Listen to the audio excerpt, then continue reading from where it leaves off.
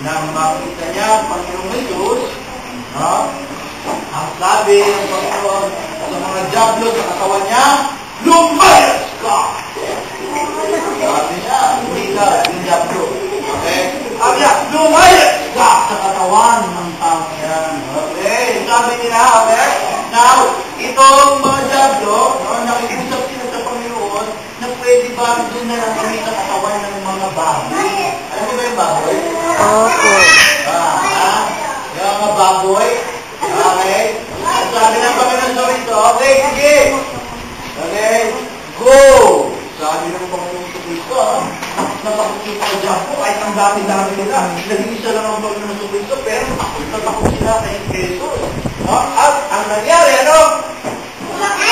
Sila ay tumabi doon sa katawan ng mga baboy.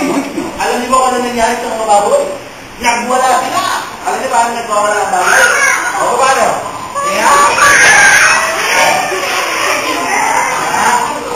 Okay, ganyan. Nagwala sila, no? Pagkatapos, nagtatakbo yung mga baboy. At sila ay pumunta sa matarik na lugar at tumalong sa bangin. No?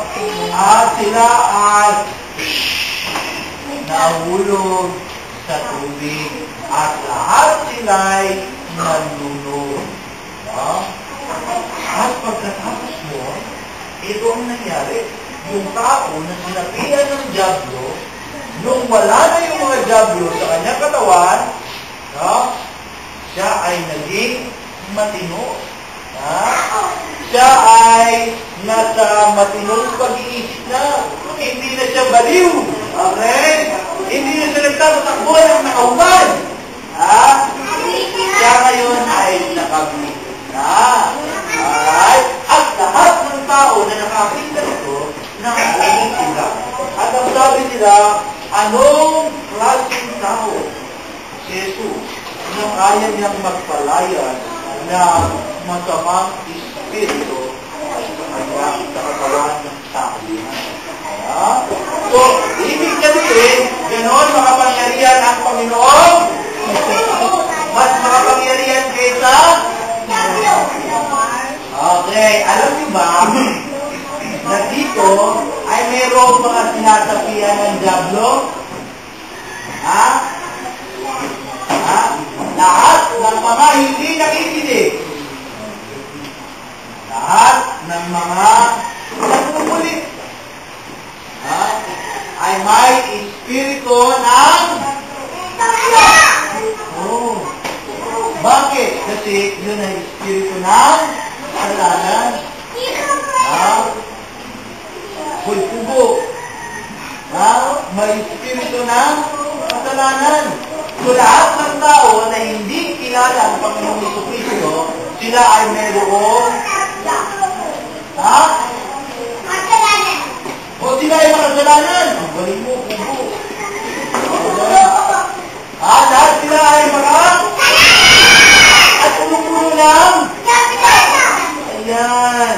Subalit kapag ang tao nakakilala kay Jesus, ano nangyayari?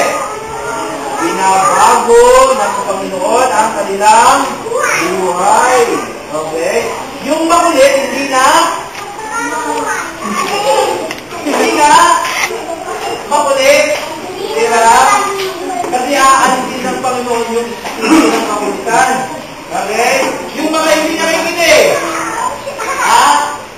makikinig na sila. Kasi babaguhin na sila ng Panginoon. Yung mga natutulog. Okay, sila matutulog.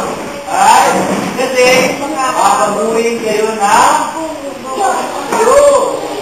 At lahat ng kikilala sa Panginoon Diyos ay babaguhin ng Jesus. Okay, babaguhin ng Diyos. Alam niyo ba, na kapag kayo ay nanampalataya sa Panginoon, magiging matinong bata kayo. Naintindihan niyo? Magiging mabait na bata kayo. Sino dito ang hindi sumusunod sa magulang? Sino dito ang nakikipag-away? Huwag kayo magtuturo. Sino sa inyo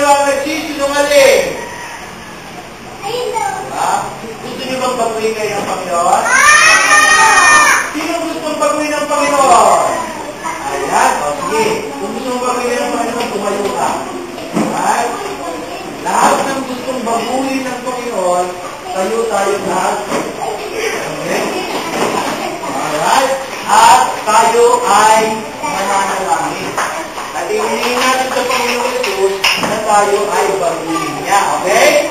Okay ba? Okay. Lahat tayo pumigit at tayo manalangin.